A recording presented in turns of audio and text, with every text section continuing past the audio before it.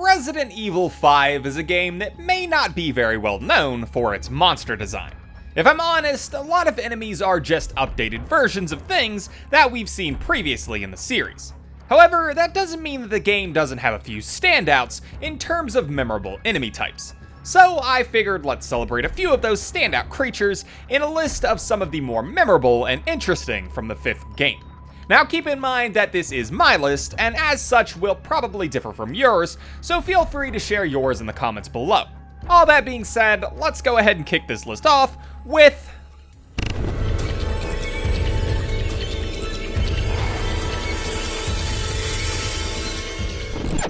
the Popo Karimu is a creature that might not have been on this list if I didn't think it had such an interesting significance to the plot of the game. For those of you who didn't watch my video on this creature, this thing is kind of the catalyst for Chris and Sheva to go to Kijuju in the first place, because this is the BOW that Irving was going to be selling that day. Which is just kind of a cool revelation to me, because I never really put 2 and 2 together before doing all the lore for this game. As for the creature's design, it's interesting, but for whatever reason, it's not one that I find overly memorable. And the same goes for the boss fight. The mechanic of placing trip mines for him to hit is unique, but I find it a bit awkward to circle around him when he flails uncontrollably on the ground. This thing won't stop moving! What can we do to slow it down?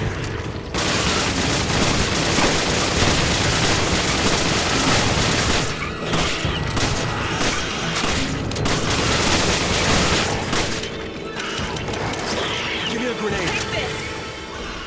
Another interesting thing that I found out while researching information for my video on this creature is that he can spit a sort of web if you're behind him. I never came across this naturally in my original playthroughs, and it's always fun to find out something about an enemy that you thought you knew everything about. That all being said, however, he is one of the few unique enemies in the game, and even though I'm not a massive fan of his design, the reason for him being in the quarry for the boss fight is really the reason that he earns this spot on the list.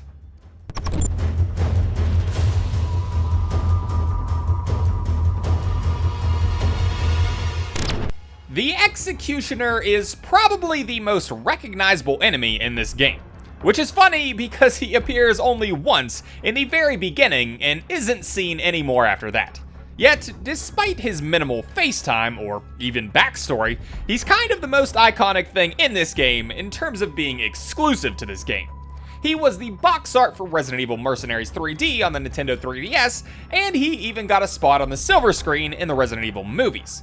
As for me, however, the Executioner isn't really the most memorable thing in this game. Maybe being second after another enemy that will be appearing later on this list, the Executioner is to Resident Evil 5 what Dr. Salvador was to Resident Evil 4, a tanky melee enemy. And just like Dr. Salvador, to me the Executioner is made a little bit less interesting by his lack of backstory.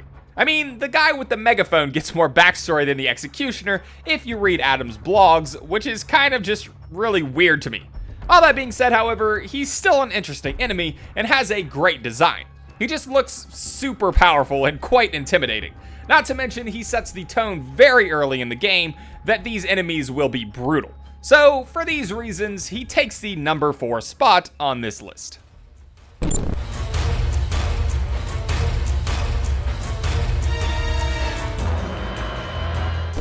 Coming in at number 3 is an enemy that I have killed more than any other entry on this list, probably combined. The spider-like U8 creature is one of my favorites because he comes in one of the shortest levels of the game, and the entire level has a great chance for treasures. Chapter 5-1 is the basis for a complete shift in location, from a sprawling city of ruins to an underground laboratory, and has some interesting creatures to accompany this change.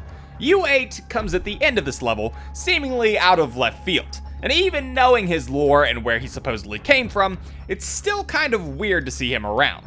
The boss fight with him is pretty interesting. He's one of the more powerful enemies in the game, and even knowing his attacks and how they work, he can still destroy you quickly if you're not paying enough attention.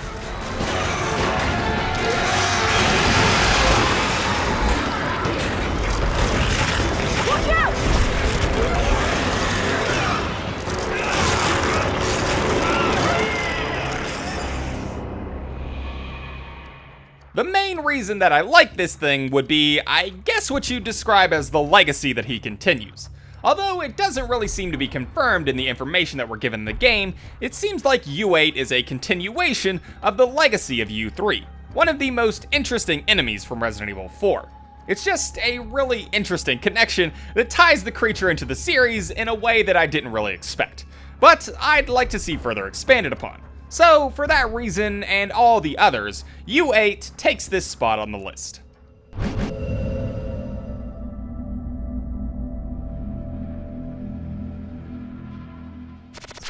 I used to think that Ouroboros' design is pretty lazy. A bunch of black tentacles all just mashed together is kind of boring in my opinion. However, it has grown on me a bit since then, to the point where I can respect it and even admire how much detail must have gone into making their bodies as wriggly as they are. Ouroboros is the most important type of enemy in this game because it's Wesker's secret weapon and what he's planning to use to bring the world into the new age through forced evolution. Personally, my favorite member of the Ouroboros family that we fight in the game would have to be the first unnamed one. I think that he has a great introduction, and I like that you can use the incinerator on him if he's too much for you to handle. Ouroboros also has the most extensive backstory of anyone else on this list, because it's kind of the focus of the game. So we learn a lot about why it's made, who made it, and the impact that it can have on the world at large. So it's a pretty unfair advantage in that regard. All that being said, however, what holds Ouroboros back in my opinion is that it just doesn't look all that Resident Evil.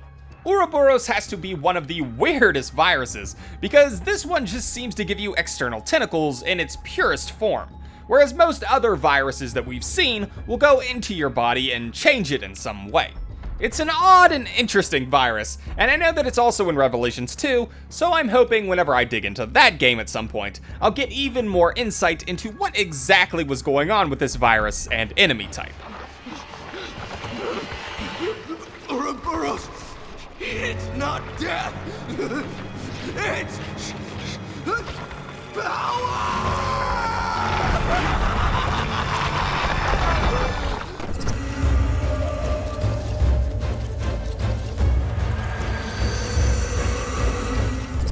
My personal favorite enemies in Resident Evil 5 are easily the Reapers, which is pretty weird to me because I'm usually not the biggest fan of giant bugs or giant normal animals in these games. Reapers, however, are just so intimidating and dangerous that it forces me to tense up whenever I encounter them. I don't remember much about my original playthrough of Resident Evil 5 when it came out, but I do remember the 2 Reapers on the ship when you're waiting for that massive door to open because they killed me way too much.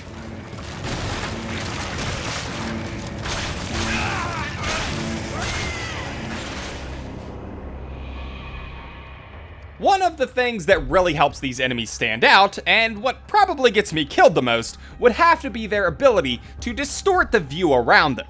This distortion is something that trips up my aim, making me lose track of where my laser sight is going. This, in conjunction with their ability to change where their weak spots are located, tenses up the situation to me and gets me killed quite often. Because, did I mention that they also have a one-hit kill attack as well? All this contributes to why they are my favorite enemies of the game. They're really the only enemies that can kill me very easily if I'm not cautious, and I like the tension that creates. They also have a relatively interesting backstory that just caps off the tale of the Reapers for me and solidifies their place as the most interesting and memorable enemies to come out of this game.